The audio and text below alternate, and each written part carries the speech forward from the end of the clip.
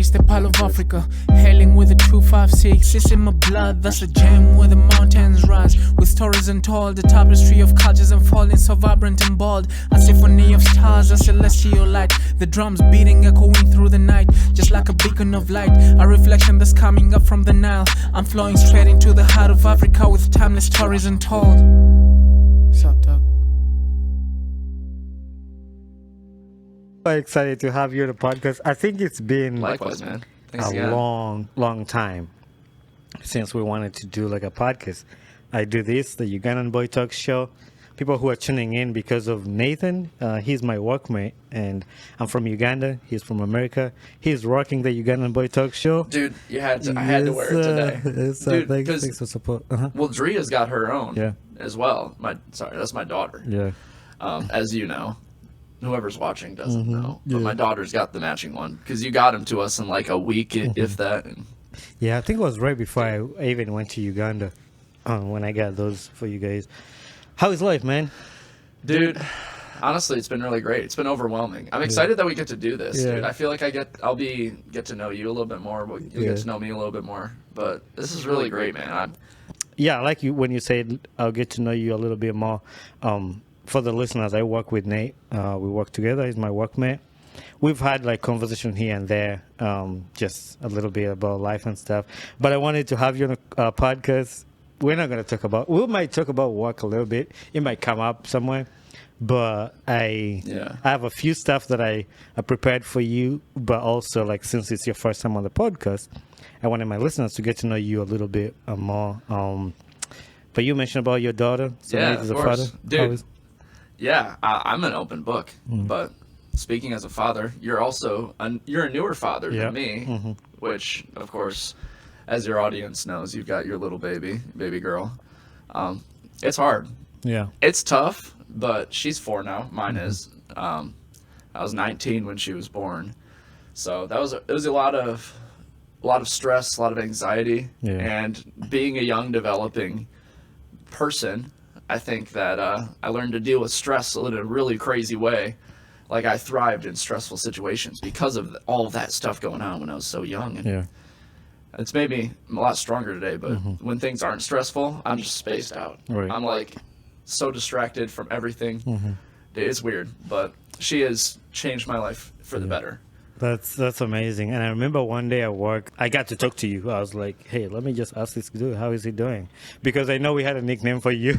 You were high on life. I had that down in my notes. Like, we were talking like Nate is always happy. Like, no matter what day it is, he's gonna. I mean, the days when you're sad, like the days when you get angry. It sucks because everybody knows, dude. Everybody knows if I'm like pissed off about something or upset. They're like, "Oh, what's wrong?" They're like, "Why are you upset?" Yeah. And I'm like, "It's that obvious." Yeah. Like, I talked to our boss about that, and he's like, of course we can tell. We know. It's like, so because all of us we used to when you walk in the room, it's like, hey Bonnie, hey who, and like we're used to that. So when the days that you come in and you don't do that, we know something is wrong. Like, there's something that's not wrong. But those are less days to see you like that. It's a character flaw. Most days I've seen you, you're like always like happy. But I say that to say, one day I sat with you and you just told me all the other side of things you're dealing with that I could not tell as a person. Like, just looking at you, how happy you keep it at work. Just, you feel like no stress. You just stay happy. I'm like, dude, I even asked you, how are you able to stay happy when you have all this stuff going on in your life? Like, that stuck out to me when I saw you. Like, how do you do it? Well, I mean, I think it's part in the way I was raised. My mom's just like this. Anybody who meets her, she's a teacher. So they believe that she talks to people as if they're second graders or kindergartners. But no, that's just how she talks. Yeah. It's just like me, always happy all the time. Yeah. At least it's not as much of like a front, if you will. It's mostly just how we are. We try to be cheerful because, I mean, dude, we all go through so much stressful stuff. You know, if you can make someone else smile with just your crazy kind of above, like, I don't know, extra attitude. Yeah. You know, it makes me happy making other people happy. So I kind of like, I mean, nobody's perfect. Yeah.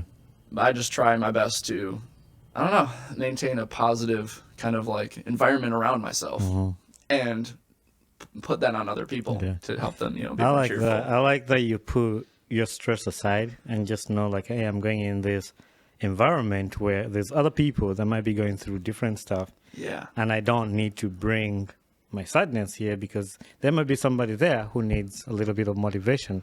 Yeah. So you put yourself on a side and then try to make other people happy. That's selfless, like living that. So that's one thing that stuck out to me when I started working with you, and just how you greet everybody. Like you're a friendly person. Like we see customers coming in. Nate already knows them. Like he knows this is the guy. Oh, that's a guy for this play. That's the guy for this. Like you talk to anybody, no matter who you are, no matter what status. Like you just like an open book. Like you just. I appreciate it, man. So really, I try to be. You know, I want to be approachable as a person because I love talking to you. I mean, dude, hearing your story, I've told that to so many people. I'm like, my buddy Bonnie, they're like, it's a guy named Bonnie. I'm like, I've never heard that name before. I'm like, yeah, he's from Uganda. Yeah.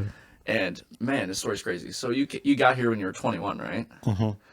And actually, I was turning 21 the July when I got here. okay. I got here 4th of July. My birthday is 26. So I was 20 turning 21 in the same month. So yeah, that's how I got here and just started my journey, and ended up where I'm at today. It's incredible, dude. It's so motivational. You don't see that kind of like, and the fact that you're able to then share with an audience, how cool is that? Yeah. Like, it's sweet. And I admire that, obviously. I tell more people about it. So, and like, that's just a little thing. Like, had I not tried to get to know you as well as I can, rather than just showing up every day and just kind of going through the motions of work, being like, oh, what's up, man? You know, just surface level stuff. Yeah. But, you know, you share pretty well with most people that we, you know, are around as well. But it's really cool. That's one of my things. Like for me, I like to know about people's life, and that's something I do at work. Like, we laugh and joke, but once in a while, I usually come up with some thoughtful questions, like some questions like, hey, what would you do in this situation? Or like, how is life like this? Or what would you do if this had happened? Or things like 100%. that, to get like people to talk. I love to talk, and that's why I started a podcast. I love to have people and just talk on the podcast. So it means a lot to me to be able to share that. But one thing I was going to ask you, I'm not going to make this all personal about your personal life. Oh, yeah, no. You mentioned about having your daughter at 19. And you talked about how that has helped shape you right now, what you've gone through. What was that like at 19, having the daughter and figuring out life? I know you had other things going on. Sure. How were you able to go through that? Well, dude, it turned my world upside down. I was self-admittedly, and like told, not directly, but like by my family, just like, dude, you're kind of a loser. And what I tell myself, I'm like, no, and I was a pothead. Today's 420. What I'd be doing when I was 19, I'd be like, oh, dude, it's 420. I'm going to go smoke a bunch of weed and just disassociate myself completely from life and all of that stuff. And just because I was a loser, I didn't know what to do. I had just dropped out of LCC college. For those of you who are listening who don't know what LCC is, Lansing Community College. You know what Lansing Community College is because you went to college in Lansing. But anyways, I dropped out. I had just moved in with my girlfriend at the time, who was my daughter's mother, and we found out not even like 2 months after dating, that she was pregnant. And I was like, whoa, what am I going to do? And I actually talked to my dad. My dad has coached me through pretty much all of this, and he's never been afraid to just tell the truth and be 1,000% honest. Not once has he pulled any punches. He's like, no, this is what we need to do. This is the plan we're going to do. And he's like, to get your life on track to support that little baby, before we even knew she was going to be a girl or whatever. So yeah, you asked, what was it like at 19? Yeah. Rocked my world. I immediately tried to enroll back in college. I was accepted under the circumstances. Like, you have to be, like, have a perfect attendance. You cannot fail any classes by any means. And I hadn't failed any classes. I just waitlisted them all before. So it's essentially failing them. It's a 0% versus a 50%. Yeah. It's worse than failing. So I had a 1.1 GPA, and then I went into the aviation program to get into the field we do as an aircraft mechanic. And I boosted that up. Yeah. Completely turned it around because I had this it was like a switch was flipped in my brain. This drive to just do everything I can to be in this girl's life, my daughter, and support her. So I got to work, dude. And while working, I was working at FedEx at the time as well. And I'd been working, going to school. I mean, dude, my weeks were bad. It was just awful. And when she was born, I wasn't even able to see her, which I carried that heavily with me for years. And, you know, fortunately, now I get to spend more time with her with our career. Yeah. You know, we're home a lot more. Yeah. No, that's good. That's great. And it's amazing to see your life. Like, once I get to know a little bit about your life, or like the things you've been able to achieve, to do, like, it's hard. There's not a lot of people out there who would be able to make it. Like, you know, you make a mistake at 9 and just goes downhill from there. But to see the progression you've put in, and I know it's taken a lot of work for you to be able to get to even this part where your daughter is doing good, you have a good job, and you're trying to get your life together, and it's working. So I wanted just that glimpse of that, because somebody might be tuning in, especially either from Uganda or from America, and there was a bump in your journey, but that didn't pull you down. Yeah, you're able to get yourself back up and continue. Yeah, I didn't give up. Relied heavily on my support system. I mean, I was able to move back in with my mom when things ultimately, unfortunately, didn't work out with my daughter's mother. My whole family has been an incredible support system, and a lot of people don't have that. But at times, I didn't feel as though I could reach out to my family. I felt bad. Yeah. So I relied heavily on my friends. And there were times I'd even be staying over there like the whole weekend if I didn't have my daughter, just because I'm like, man, I don't know what I'm doing. Yeah. But dude, you just persevere. I tell you. I mean, we all overcome our challenges, dude. I mean, you came over to America. You spoke English when you got over here. So I mean, that was a helpful tool. Yeah. Imagine people who can't even speak English, the most spoken language. Maybe that's ignorant. I don't know if it's Spanish. It'll be hard, because even like me speaking English in Uganda, there's still like people I talk to, and my accent is still kind of like hard. They can't understand me now. Imagine somebody who can barely speak any English. Life can be hard, but you find a way, and it always ends up working out. But anyway, it's amazing. I'm glad to know you as a person, and so I work here like one of the people that anybody can pay money on to like have a full-on conversation, like to just drive a conversation, just like talk about anything. Yeah. And it's not like you just... Not to trap you. I don't want to trap you in a conversation and distract from work. You know, there are people like that who do that. And you're like, oh no, I don't know what they're even talking about. How do I get out of this? You know? So I had some like questions, topics like people bring up. I don't know if you know about Quora Digest. No. Have you heard of that? So it's a site where people bring up scenarios and questions. Oh, Quora? Yeah. Quora, yeah. So, I've heard of it. I've never actually really explored into it is funny. So okay, awesome. Part of it we're going to do is that. Well, I'm excited. I'm going to have some of this stuff on TV up here, like on the screen. So the first scenario was, I found marijuana in my 17-year-old son's room. I've called the police so they can charge him for illegal substances. Should I kick him out of the house permanently and refuse to pay his bail? Oh my God. Dude, right out the bat, could you imagine you found pot in your daughter's room when she's 17 and you're just like fully ready. Yeah. No, they're done. I did my best, and I'm just going to permanently disown them. I'm going to not pay their bail, kick them out of the house. That is crazy. Like, so can you imagine, what like, state do they live in? 17 years of taking care of this child, going through everything, and like you decide to just like this. It's basically disowning him because even the guy. Yeah, I saw the comment. Yeah, the comment was saying, "So you're disowning your son. You might as well go all the way, involve the law in a way he can never like run away from. He will never.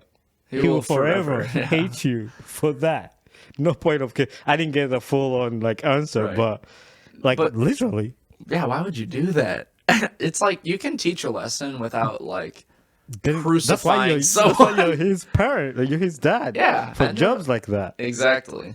It's like kids will make mistakes, dude. Yeah. We've all made our mistakes. I've made so many mistakes, and my parents have just. If that happened, I remember my mom found a vape, dude, in my room once, and she was like, "Is this a weed vape?" I'm like, "Weed vape? No, it's nicotine, but it's like."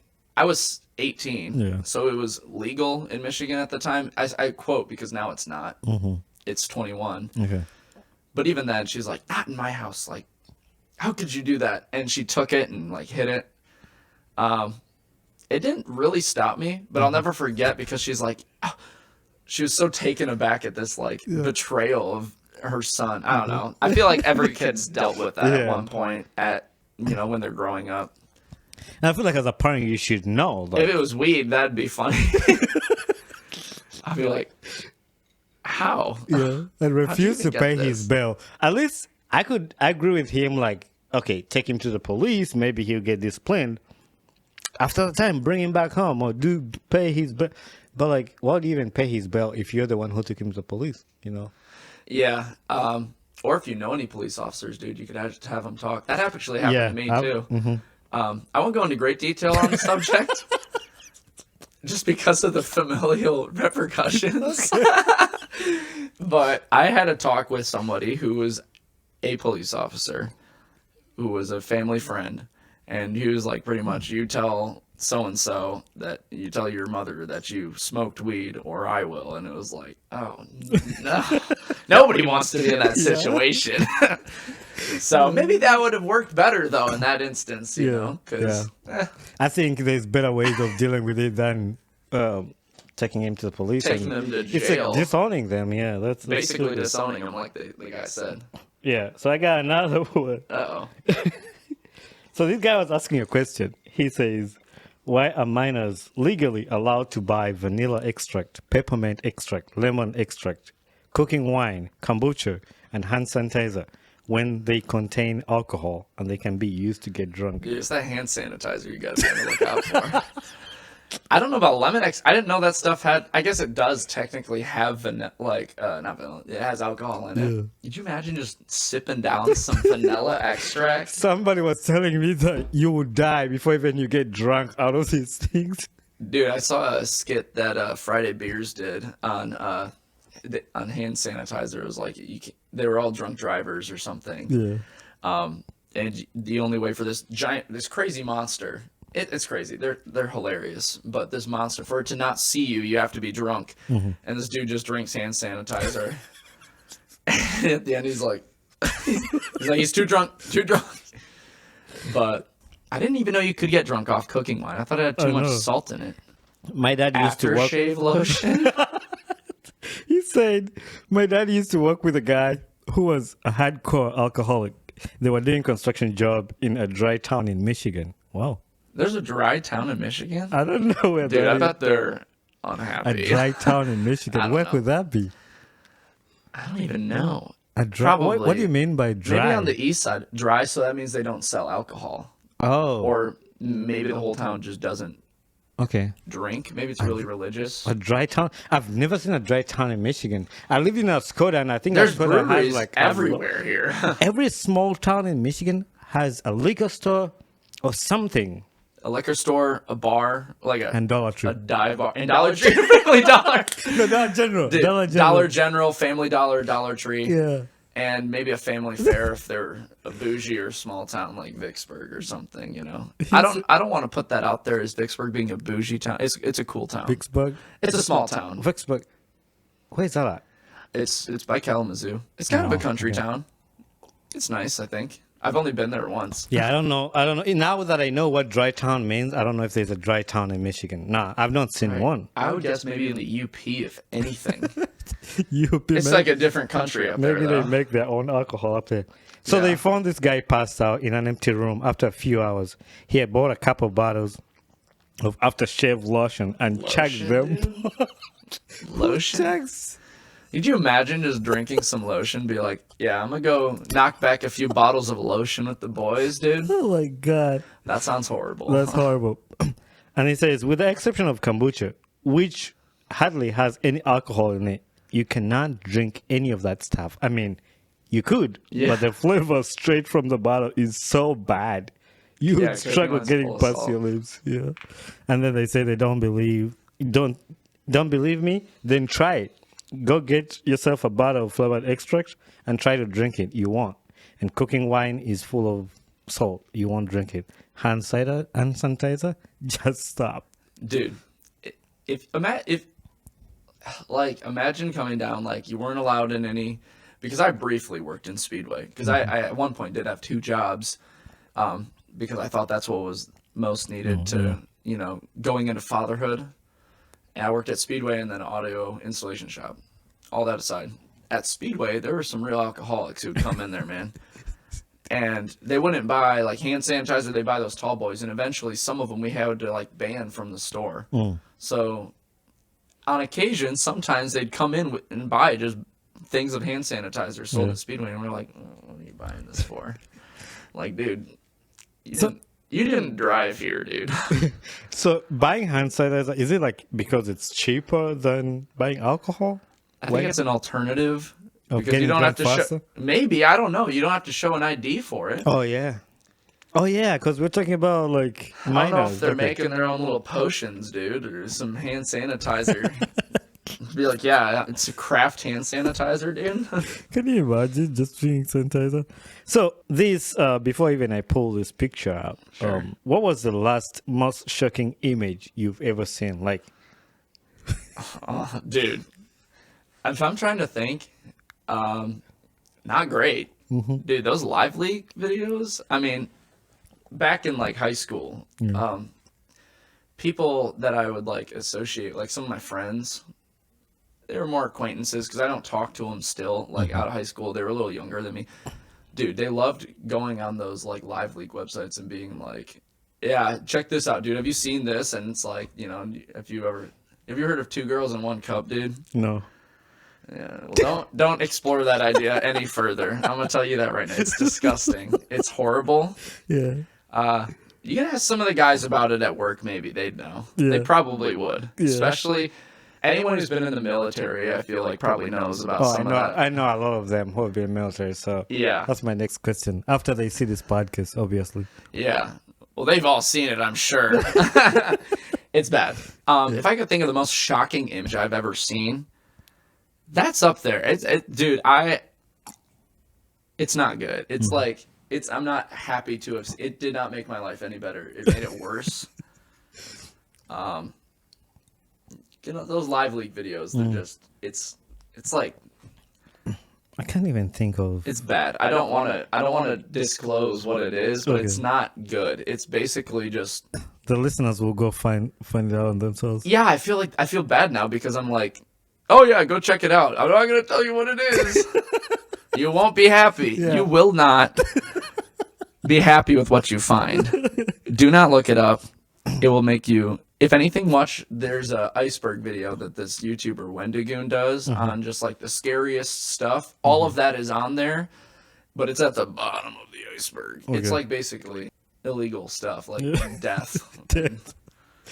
What's the most shocking image I've ever seen? I don't know. What's yours, dude?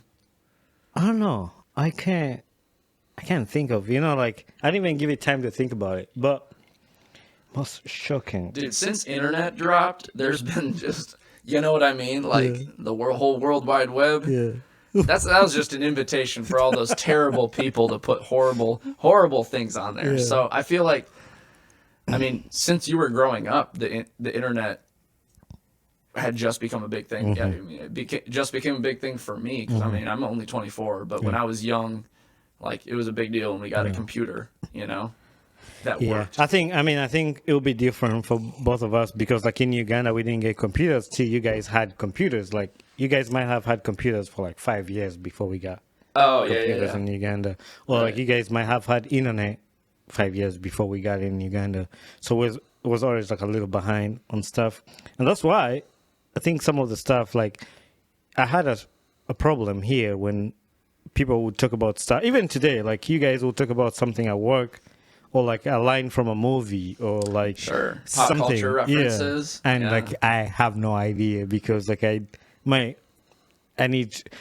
getting better now, like with stuff. Like even when I played charades and stuff. So you play those games, and I'm like, I have no idea what this is. Or like, I have no idea what this is. Like you struggle with that. Totally, I can imagine, man. Yeah. Well, I really couldn't imagine, but I get it. Like that's really cool. The great thing is that you have infinite amount of time. Mm-hmm. Well, you have a finite amount of time. Yeah. To figure out all that stuff, but like, dude, the fact that you can still go see all that stuff. You can see all those movies, references, quotes from. I've now like first seeing it for the first time without having it really like spoiled. And then the other problem we had back in Uganda is like all our movies were translated. Oh, so really? Some dude cuts out the English words and then replaces them with the Luganda words. Oh, so like you won't they don't really match the person speaking of. Does it? And some dudes like were now literally like translating the actual words. Like you say, the boy went, or like then, or like he says a line like, "I'm gonna take you home." And then the guy says in Luganda a totally different word because he wants to make the movie funnier in his language. Oh, he's getting a little bit of the word. Yeah, dude, he's getting a little bit of ad lib in there, just improv. And then they'll cut out. But anyway, not forgetting the last shocking image. Yeah, sorry. I don't think this will be shocking for you, but the story is funny. So in this image, is that a dog, dude? There's a dog and a tiger. Why doesn't that dog have any hair? It's naked, dude. Oh, it's a leopard, dude? Yeah, there's a leopard. And so this incident occurred in India.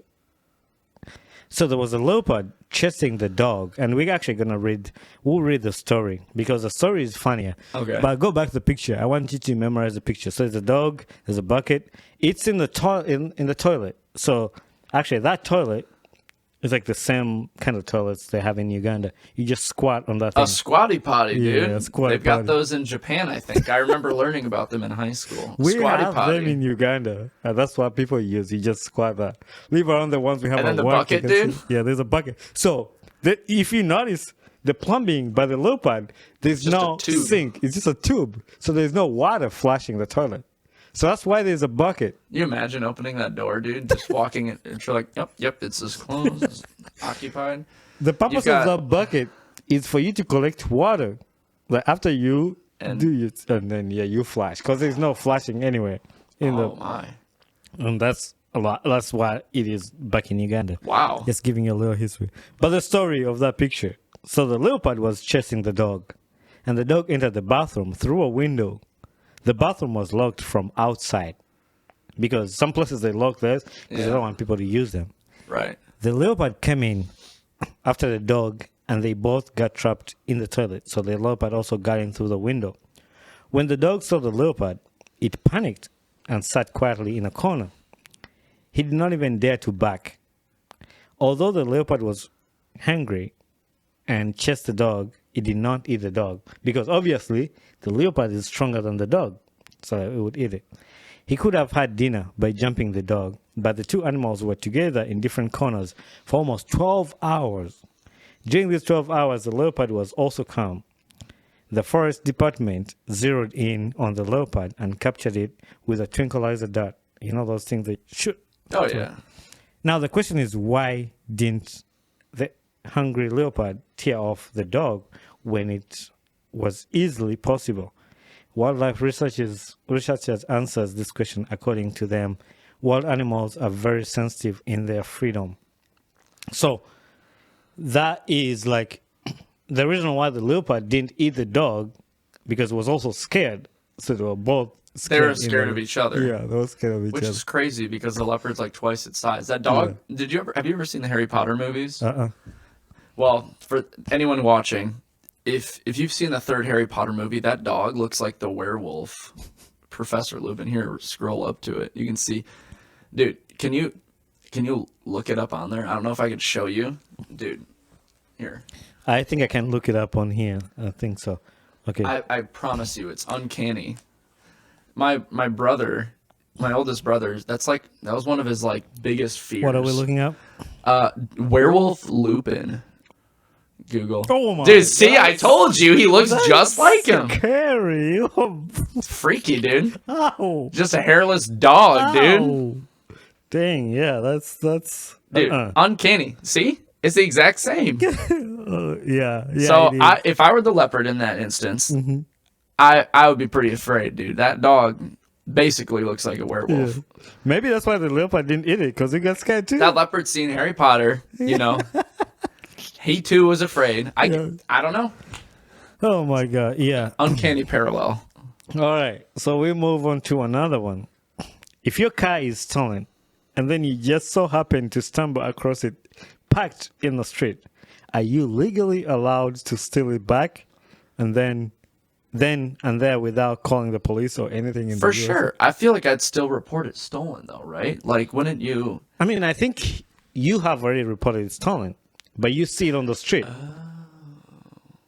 So, like, let's say you had reported it. You'd be like, nah, it's all good, fam. We got it back. Yeah.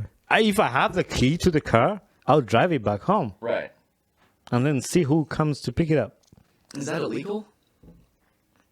Yeah, they were asking if I that's hope it's illegal. not. I hope it's not illegal. That'd be How, like, miscarriage of justice. If I have dude. the registration and light, I mean, it will be in the car, so maybe somebody take. But you have proof for the car that's your car. Like, how is somebody going to come and take it back from you? I mean,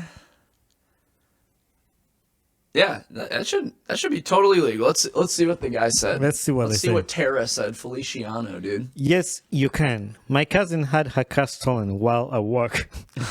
While riding the bus home a few days later, she saw it in a grocery store parking lot. She jumped off the bus, keys in the hand, and sure enough, it was her car. Still had some of her belongings in it. Oh, who leaves that in there? Still had her registration and other documents in the glove box too. That's why I was saying, like, if you have the registration, but then That's crazy that she had the register. Somebody took it out, like it was in the car. At least But she I didn't feel have like the somebody, title, dude. yeah, somebody would have taken it out in the glove box. So she hopped in, locked the door, and called the non-emergency police number. What's a non-emergency police number? I only know 911. Is there another one? Oh my God. Yeah, look, I'm reading ahead and it says, so somebody jumped out and yelled at her that it was their car. Do you think the person maybe sold it? Somebody screamed at her a little earlier to get out. ECT. What's that? ECT is no, it's not as soon as possible. Etc. Except I thought it was ETC. It is ETC. Maybe those missed. I don't know. Whoever wrote this, they also said she hoped in her car. Yeah. So you'll have that. I mean, So you'll have that. she cracked the window just enough to tell them it was her car. They stole it. And then they were idiots for leaving her registration in the glove box. She then said, I have the cops on my phone. If you want to talk to them. They took off running, left their groceries behind. She proceeded to load them into her car and drive off with a $200 worth of food. She said she took it as payment for stealing her car. She said, what are they going to do? Call the cops and say, yeah, the lady whose car we stole a few days ago took it back and stole our groceries. I don't know, dude. I feel like I'm curious if like somebody had stolen it and then sold it to this woman who just so happened to be buying groceries in the same area of the person who the car was stolen from. But then again, why would you buy a car without having like seeing the title of it? If it's someone you don't know, because dude, that could happen. I feel like it could totally happen. So I think it's weird she stole the food too. Maybe what if it's the people who stole the? I don't know if the people who stole the car were using it, but why would you? Because earlier when we were talking about it, I figured the first thing they would take out of the car is the registration and everything. Like it's not in there. Yeah, But and just feel like it's nothing. I don't know, dude. We should talk to a Kia boy and see what they do. Like, what they keep those cars? You know, though, the Kia boy gang, dude. No, I don't know that. Oh, dude. So it's like a huge problem. It's really sad. I know it's in Memphis. It's like this gang of guys. They call themselves the Kia boys, and they just steal cars. They steal Kias, Dodge Chargers, cars that always get stolen. I don't know. The police knows about this group? Yeah, but they're very dangerous, though. They, like, drive them erratically. I don't know. Like, maybe they would know how to resell that car, unless they just sell it for scrap after joyriding. I don't know. Yeah. They could probably help us with this. But I had a similar story to this, but mine was not a car. It was a phone. You had someone steal your phone? Yeah. So I was in Kenya. I was buying a hoodie. So I had my mom's phone in my pocket. And this guy was selling hoodies. So I took up my hoodie to try out the new hoodie I was buying. I dropped my hoodie down with my phone inside. I forgot about it. And I think there was some dudes shuffling the hoodies. And I think they found the phone. So that hoodie disappeared. I was like, dude, where's my hoodie? It had my phone in it. We called the phone number. It was on. And then they cut it off. No, it rang like a few times. And then they cut it off. So when they cut it off, I was like, it's gone. I'm not going to see it. So that was like 14 miles from where we lived, and we were walking. So, 14 miles here is not that long. It's 14 minutes, like you can get In the there. car, yeah, sure. Yeah, in the car. But we walked to go to that place. So, but That's a long walk. so we knew 2 we lived hours. 14 miles from there. And those guys, it was like a market. They have an African market where people come from the cities to come and sell stuff in this village. Oh, okay. Because the villagers do not have time to go to the city. So they bring these stuff, like it's like a Wednesday market. So everybody in the village is going to come to buy stuff. And they'll move to different villages. But these guys came from the city. So they took the phone and went back 40 miles where they came from. So my phone went 40 miles back. But when my phone went, they Did you have sold like a it. tracker on it? No, Like, I was like 8. I was like 10. Oh, so this wasn't an Long iPhone time. we're talking And about. This it is was like a Motorola, the flip phone. Oh yeah, dude. The old Android, the old droids, dude. Yeah. Not like You couldn't track it. So the dude takes it and they sell it to somebody else. Somebody who buys this phone lives in the same village I live at. Oh my god. That was crazy. I was telling somebody about it. So And you were like, in the village, It's got all my numbers in there it. was It's got all my there was a people. wedding, and this chick comes with a phone. It was a flip phone. She's flipped it and she's wiping it, like cleaning it. And there was a wedding in the village. I tell Yeah. my brother, "That's my phone." My brother's like, "You stupid, you crazy." They stole your phone like 14 miles away. It went to 40 miles away. It's like 54 miles. And then you think this is your phone right here. I said, I swear. I swear. Head said, it's my phone. Like, look in there. It's got my roster on it, dude. Yeah, I had the receipt for it. My mom had given me the receipt with the serial number. The serial number, dude. So I called we have the chairman, the leader of the village. So I called the chairman, and they opened the phone in the back. They're the phones you pull the battery out. Yeah. And dude, the Sure serial enough. number was the same serial number on that paper. So this lady bought this phone from the city, and she lived like maybe 2 houses from where I lived. Wow. That was crazy. Wow. So like that's the same thing like with the car. What'd you end up doing? I took the phone back. You're And like, the "This is lady, mine." Yeah, the lady was like, "At least give me some money because I paid for it to buy it." Right. So, like, I was like, You're like, nah. I don't have any money. Like, no. I'm sorry. That blows. Good to know not to Yeah. buy phones from people at the farmer's market. It's probably stolen. Yeah. Maybe. I don't know. Not to generalize. Another one. This guy says, "I accidentally killed my dog. What Whoa. should I do?" Oh, dear I God. have the answer. I think I saved the answer for it. Yeah. You want to read for us the answer on the guy? All right. I'll break this one down. First, read his name. From The response. Rob Brown. We have both of those at work. Dude, we do. Dude, Bob Brown. Yeah. So, Robert Brown. In a legal and practical Oh, you sense. didn't read his description. Oh, he's had dogs for 20 years? Yeah. That's weird that... Okay, so he's qualified. Yeah, qualified. He's qualified to have a good answer for this. I wonder what the qualifications, like, standards for this. How long have you had dogs for? Well, I've had cats my whole life, but I've hit a dog with my car, so Yeah. I feel like this makes me qualified for this. Anyways, in a legal and practical sense, I think all you need to do is find a way to dispose of the dog, such as burying it or take it to a vet. I don't think you're likely to get in legal trouble for it unless you're completely negligent or cruel or something. I don't think dog deaths tend to be investigated unless someone reports you. Okay, good to know. No. If you're upset by it and blame yourself, you may want to look into therapy or move past it. If you aren't upset at all, you probably have, yeah. If you wouldn't want to go to therapy or at least talk to someone after accidentally killing your own family dog, dude, Old Yeller of 20 years, or maybe not 20 years for one dog, but say the dog's like 14 years old, like they're probably pretty close to death, and you just happen to run it over with your car. Didn't suffer. It probably suffered. It probably suffered more than it would have. That's messed up. That would probably mess somebody up. So you should definitely go to a therapist.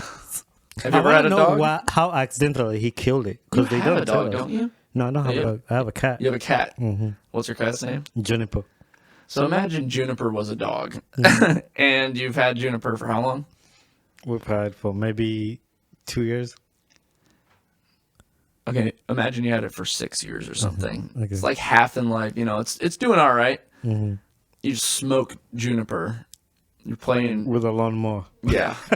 You're mowing the lawn. Juniper runs out. Juniper's a small dog in this scenario.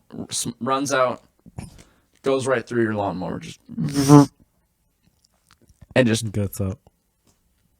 Salsas out the back of the lawnmower, all over your legs. Do you think you'd go to therapy? It depends on the relationship I've had with Juniper. Is Juniper a piece of shit, or no? I'm just kidding. No, accidentally killed your dog. Accidentally killing? How could you accidentally kill your dog? Like it'd have to be. I feel like it'd have to be a vehicle thing or something. Yeah, I fed it too much chocolate. You know. What would you go to therapy if you did that? I feel like if it was a family dog, I'd owned it for years. I can't really relate to that because I've never had a dog growing up. We've had cats, and when the cats die, we're like, oh, that was a bummer. Get another cat. But dogs are different because they're so sweet. I mean, cats can be sweet, but I'd be more bummed out like cats if I was the one responsible. I feel like easily replaceable. Like, I don't know. Like it's... Yeah, they definitely are. Jake was trying to get me into getting a cat. Like he has a cat. Yeah, because he moved into that house that's full of... It's got Wild the farm cat that just had 4 babies, dude. Send me a picture of that. You see, good luck. And he's got a new baby. When he told me and they already have a cat. Yeah, I have PTSD over wild cats. Because, really? Yeah, they would eat my mom's chicken. Like, oh my gosh. And those... Like domestic cats or like... No, wild. They live out in the wilds. You know, they just show up at night and those things don't die. I mean, I might cut No, they don't. If it's too bad, but I try to hit one like with the axe on the head. You've taken out some cats in your day. But that thing, you hit it on the head with an axe, it doesn't die. No, they don't die. They're like raccoons, dude. Yeah. Their bones are made of rubber, basically. But these were wild cats. I don't want nobody to report me to animal... whatever that I kill cats. Yeah, Bonnie doesn't go out of his way to kill cats. Yeah. He's protecting the home and the family chickens. You know that saying that says there's 9 ways to skin a cat or something like that? Bonnie found the 10th way. So I was in college and the professor said that. I said there's 9 ways to kill a cat. Professor looked at me like, what? You kill cats? You take their 10th life, dude. They have 9 lives. Yeah. Bonnie found a way to take the 10th, dude. All right, for the chickens. This one, actually, when you were talking about the cat and going to therapy and stuff, I thought about this. I want to know what you think about it before even we read the answers. I avoided the funeral, and my own son passed away. I guess it depends how... It's my son passed away. Oh, this is the father's perspective? Yeah. Mm-hmm. Everyone was there at his funeral. His mom, his relatives, friends, except for me. I avoided it on purpose. Was I wrong that I didn't go to the funeral? Without knowing, like, how he passed away, I feel like maybe he couldn't bear. Maybe he's he's in his own stage of grief, maybe as a father. Like I couldn't imagine, but I don't know. I don't like funerals. Death makes me kind of makes me weird. Yeah. I've had a lot of family members that I was really, really close to die. I've had a friend who's close to me who passed away, but I don't know. Avoiding it if it's your own son on purpose. What would the reasoning be? It would have to be a pretty good reason. Maybe it was drugs or something. Or when I first read it, I was like, who does that? Like, why would you do that? Like, that's not good. Your son, you know, it's not great. But the answer, the comment that said it, like, no, this one's the answer, but somebody was talking. I've got a good answer for it, dude. So, a friend of mine, his brother passed away, and they didn't have a funeral for him. They had a celebration of life, and dude, it was actually really beautiful. It was cool because we all got together. Like I say, his whole family, they all got together. Like we went, and they rented out this entire space of there's a place in Lansing called High Caliber. It's like go-karting, I think they have laser tag, axe throwing, foaling, arcade. Really fun place, and that was his favorite place to go. And there was music, there was drinks, there was dancing. It was a celebration of his life because he did die very young. It was really sad. But people, they grieved when they went through and did the eulogy. The parents did, and they grieved. But then everyone had a great time. Yeah, I feel like that'd be a great way to honor someone passing. That's how I want to be remembered. And I've said that before. Like in for some me, sort of like funeral I want people play. to just have a party, like like play music. Exactly, dude. I want there to be a party. I don't want people to be all depressed and in a church, dude. Just being like, man, this blows. And then we got to go to his favorite restaurant after. Cool, dude. Talking about music, actually, this is I meant to ask you this at the beginning because I know we've talked about music with you before at work, and you like working to music. You love music. Yeah, dude. I missed that because I was going to tell you that at the beginning. We're going to ask you about that. What are some of the hits you're up to like that? Like right now, what are you listening to? What are some of the genres? Right now, so I love almost every kind of music. I love your, alcoholic country. I call it that. Country? A little bit. You're in the Alabama stuff? No. See, I mock it, but I do enjoy it, listening to it if the time's right. Okay. I was just going down the list. Okay. R&B, hip hop, pop, rock, metal. Right now, I'm big into metal, dude. Oh, right. I don't know if you like metal. I think Tyler has an effect on that. 100%. Okay. Well, he's got his band, which is awesome. Stranded Beneath. Shout out to shout out to Stranded Beneath, dude. Yeah. One of Michigan's best metal bands. They just need to drop some more music, and I'm excited for that. I want to go to some of his concerts. I know he told me that summer they have some. I want to see him perform. That'd be a blast, dude. He's super talented. It's awesome. But I mean, Virtue's another Michigan band. But metal band that I know of. But metal's awesome, dude. Yeah. Bad Omens, Motionless in White. Dude, they are peak metal for me right now, or just music. Just because I've been that's what I listen to when I work out. But then electronic EDM, dude, Millennium. I don't know if you've ever heard of Millennium. Dude, some melodic wubs, dude. You like great. J. Cole? J. Cole? Oh, yeah. Have you seen his new album? Have you listened to it?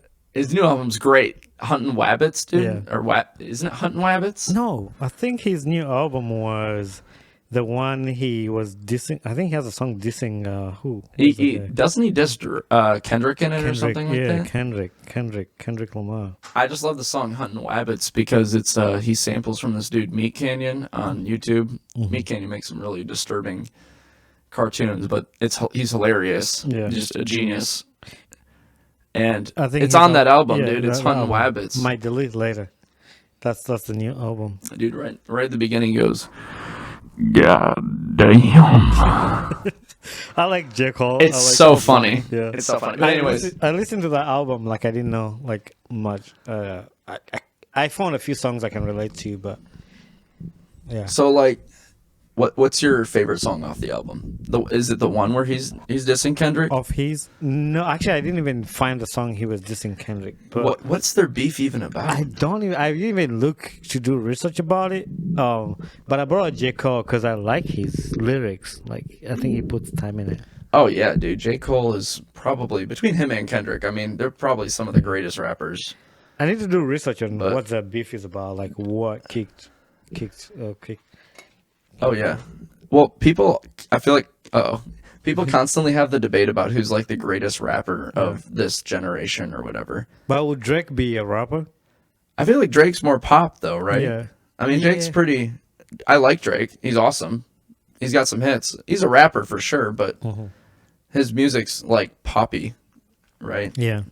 I don't know. Maybe that's a hot take. I don't think it's that hot to take. Drake's music, or is like text me like. He doesn't have to do too much to just. No, dude. He's got a smooth voice, dude. He just goes to town. But if you're talking about some really lyrically complex songs, I feel like J. Cole, Kendrick. I mean, Eminem. You can't mention Eminem. People are like, no, Tupac and Biggie were the biggest of our generation, but it's like that was in the 90s. Yeah. Not discrediting them. Yeah. But like, it's 30 years later, dude. Almost. Like it's a long time. So 30 years, I feel like, is more than a generation. Yeah. If you really want to get down to the nitty gritty of best rappers, because then you can mention Ab Soul's really great. I don't know a whole lot of them. I think for me, I'll go Drake, J. Cole. I like. You're gonna rank them, dude? Yeah. No, I'm not ranking them. I'm not giving him position. But obviously, Drake. I'll give Drake number one because I don't know if I like Drake that much, but his music like gets me. Yeah. So that's why I put him out there. Like. Absolutely. His music gets me, and Lil Uzi Vert, he has songs that just the way life goes. That song will always be there. Oh, that's a classic, dude. Yeah, I mean that's a Lil Uzi classic. I don't know. I really. So those are your favorite? Travis Scott. Travis Scott's great, dude. Yeah. I remember him, dude, bumping to him in high school. It was like my senior year. I was like, there's nobody better than Travis Scott and Kid Cudi, dude. But I don't know. Now I feel like if I were to like think of a rapper, like a hip hop artist, my mind immediately goes to Metro Boomin, dude. Okay. Metro Boomin. The Weeknd's not a rapper, but The Weeknd is incredible. Good. Yeah, he's good. But Metro Boomin, dude, genius. Doja Cat. I don't want to. No. I don't know. I mean, she's a rap. I just haven't heard a lot of her stuff. I'm just like, well, I don't know. You like Doja Cat, don't you? Dude, the songs I've heard of hers are pretty great. Like, I mean, the Agora Hills. Well, I haven't even heard that whole album yet, dude. And I feel bad because I don't know. People love Doja Cat. She's awesome. She's beautiful. I just haven't heard a lot of her stuff. Yeah.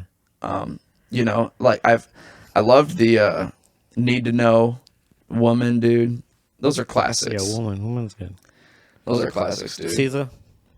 Dude, SZA is amazing. Is another SZA's level. Incredible. I think SZA another level for sure. Actually, when she's incredible, dude. When that Apple stuff came out, SZA was like my top artist. Like I listened to her a lot.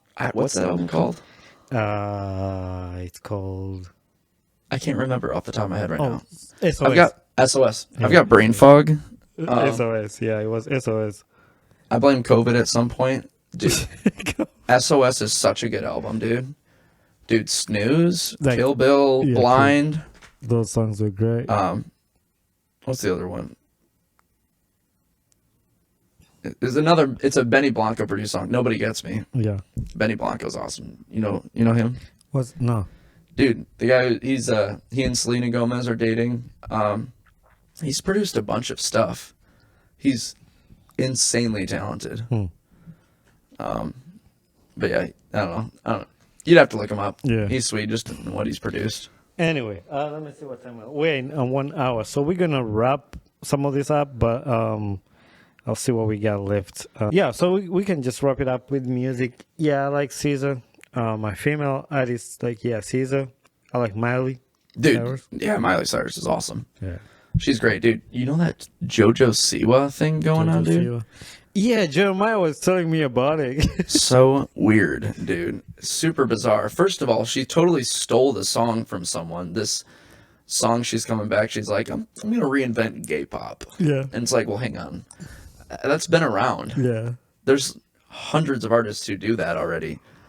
And she's like, no, I'm going to start that. And it's like, hang on. Also, not to mention, did she, well, getting all fired up, dude. She ripped off a song. I can't remember the person's name, but her song's called Is Karma. Mm-hmm. The other song is called Karma is a B Word. Mm-hmm. And it's like the exact same song. If you listen to them side by side, yeah, they're almost the exact same. She's like, well, it was my producer that did it. It's like, well, it's the same song, dude. And she's like, I don't know.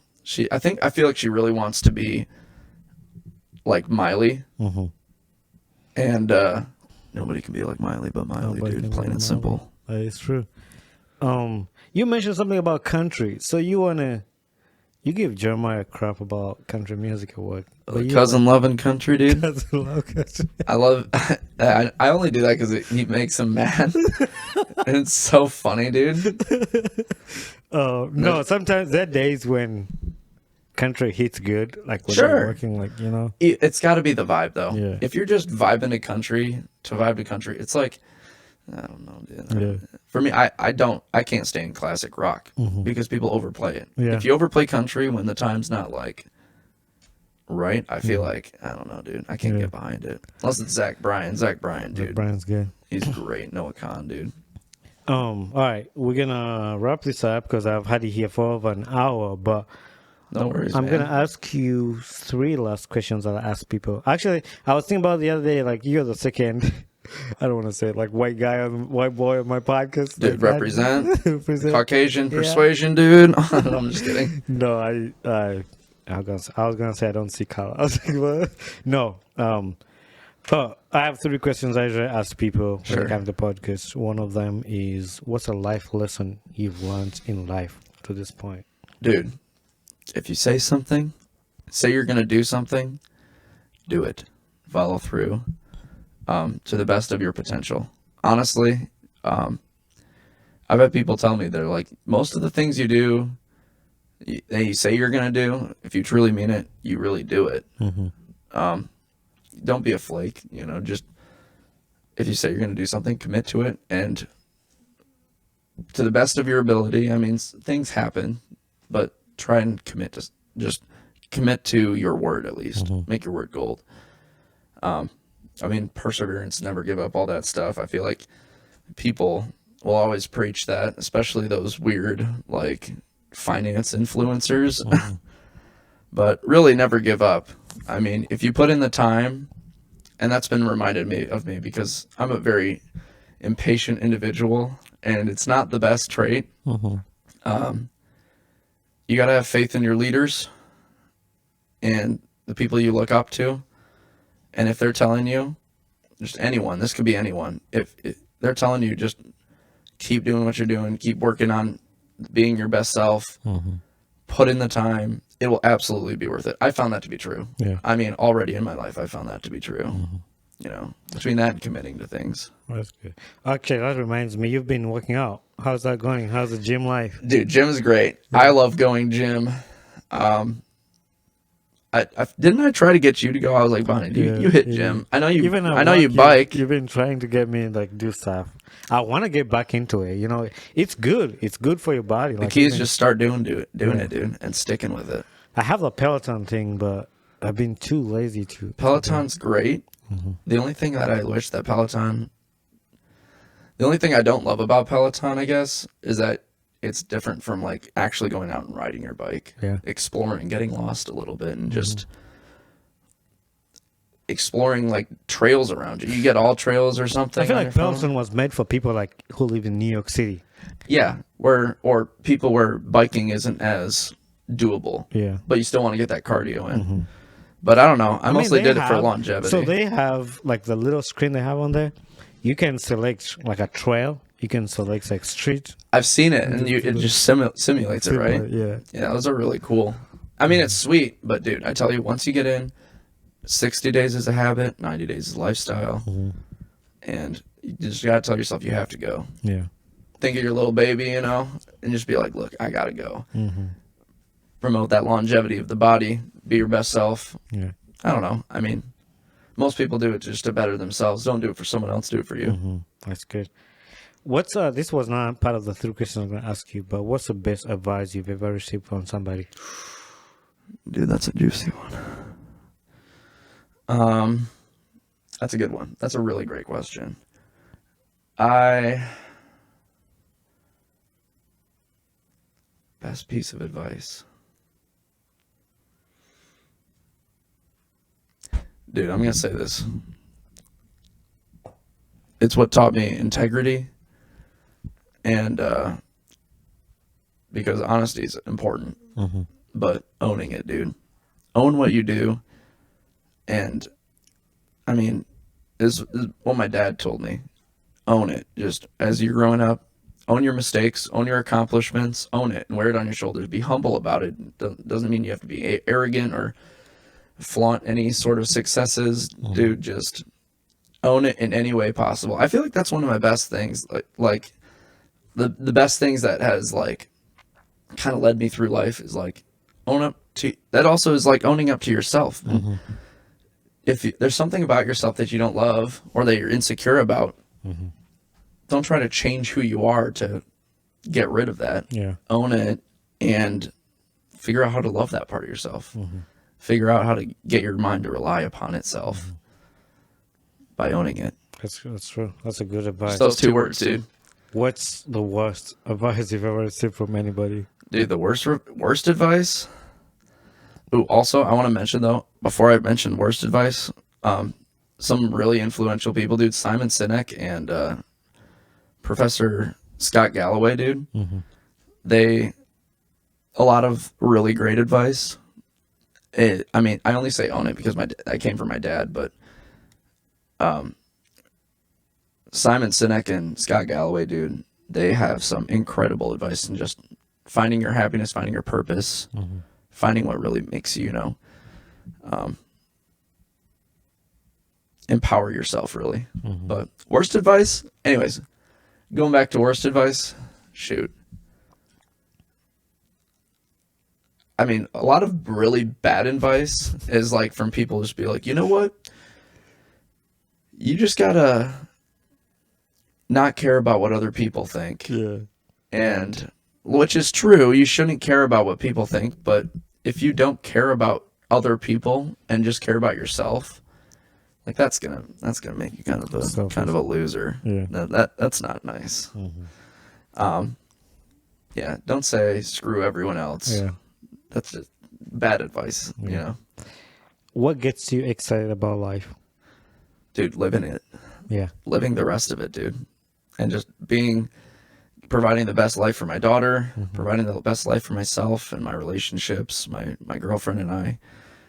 I mean, being in her and I mean, she's amazing, first of all. She brightens up my day every day. Not just, this is my girlfriend I'm talking about. Obviously, my daughter does. She's the angel of my life. But my girlfriend, dude, like, it's like, as you know, you're married. Once you find someone you're with, dude, you want to go through life with them. Right. And I'm excited not to be old, but to grow old. Like, to get to that point where I'm like, this is awesome. Like, we've done so much. We've built each other through this and just had a hell of a time. A heck of a time doing it. Yeah. No, that's definitely amazing. My final question, and this is a signature question on the podcast. Who would you like to see on this podcast next? Dude, Burna Boy. Burna Boy? Burna Boy. Get Burna Boy on here. The second person who wants Burna Boy on the podcast. We need Burna Boy. We need Burna Boy. Yeah. He needs to be put on by Bonnie. Yeah. We need Burna Boy. But no, the next person I want to see on this podcast, I don't really know. I don't know a lot of people. Anybody from work you think would be interested in the podcast? Dude, you're gonna need to like have them sign some sort of release from work. I feel like I don't know. They're good people. Yeah, you can learn a lot. I was trying to convince Tyler to do a podcast with me on Friday, but I'd say Tyler would be the one. He's cool. I think he's cool. I think promotion for the band. He's got a wild story too, man. He's really been through it. He was telling me a story of how his band is like they're all not public speaking people.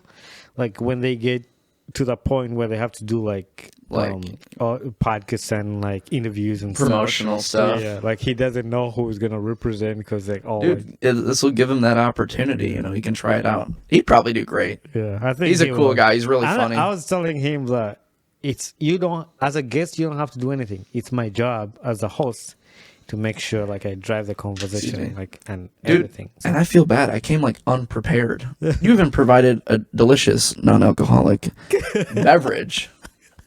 Yeah. And this has been awesome, man. Yeah. It was really cool to see you in the zone like this, dude. I mean, I see you in your element when you're working on engines. Yeah.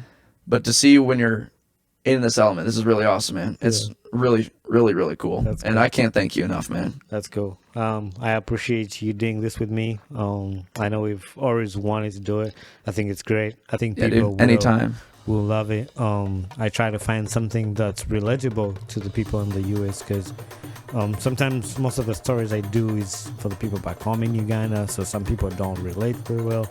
But I feel like this Quora digest stuff and scenarios is even people in Uganda can relate to some of those. Cars, dogs, everything. So. And dude, if we do this again, I'll absolutely come more prepared. I want to promise you that. Yeah. No, you're good. I think you did great. Thanks, man. It came out great. So we can't wait for what the listeners will say. And thank you very much for being on the podcast, my brother. Absolutely, brother. Thank you. Let's do this.